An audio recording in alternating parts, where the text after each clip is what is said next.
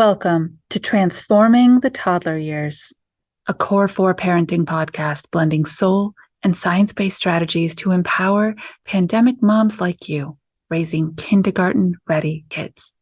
I'm Cara Tyrrell, your host, a lifetime lover of littles, girl mom, early childhood educator, and conscious parenting coach who truly believes that how we connect and collaborate with our kids in the first 5 years is how we raise world-ready kids who will change this world. You know that it takes a village to raise a child, but did you know you can choose your village? That's why I've created a virtual village for you with all kinds of like-minded mamas. They're conscious, they're collaborative, they're intentional. Their goal is to raise really good human beings who will grow up to add value to this world. Join us in our private community on Facebook. Use the link in the show notes, and let's transform the toddler years together.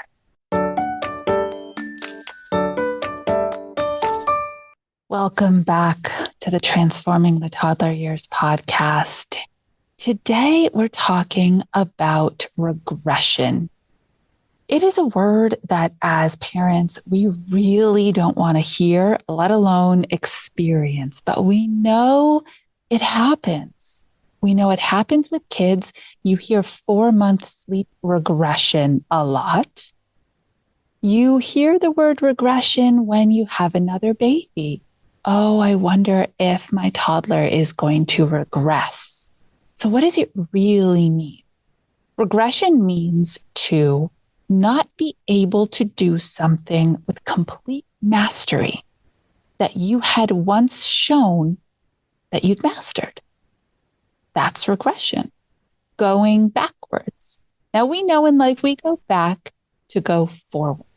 So let me explain to you why your kids show regressive behavior. Life is not a series of check boxes that you add up to get to the winning box. That's not how learning works. As human beings, we learn not in a stacked way, but in a spiraling way. We pick up skills. We practice them. They're easy or they're hard. We put them back down for a minute. We pick them back up. Now we're better at them. And we spiral around the learning, both in our bodies, our brains, and our hearts. And it's a really beautiful process that happens internally, and it can come out kind of messy sometimes. And that's what we see when our kids regress.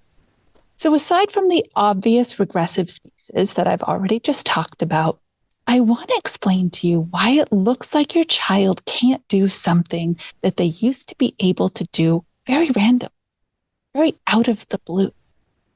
So let's say that your child had no trouble whatsoever putting on their shoes. They're easy, they're slip-on, they're Velcro. They had mastered that. And all of a sudden, they can't do it anymore. And you're thinking, what the heck? What changed that now all of a sudden this is so hard for you? And as a parent, our initial reaction is usually that.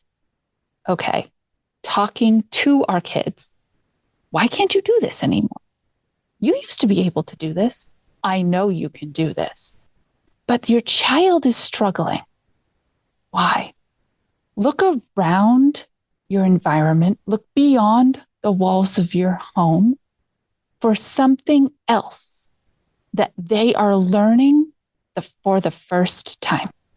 When kids are being asked to use all of their cognitive focus, their problem solving, and their analyzing energy to tackle something new in a developmental leap, in a physical skill, all of a sudden, they don't have as much of the resources that they used to have available for things that were once easy.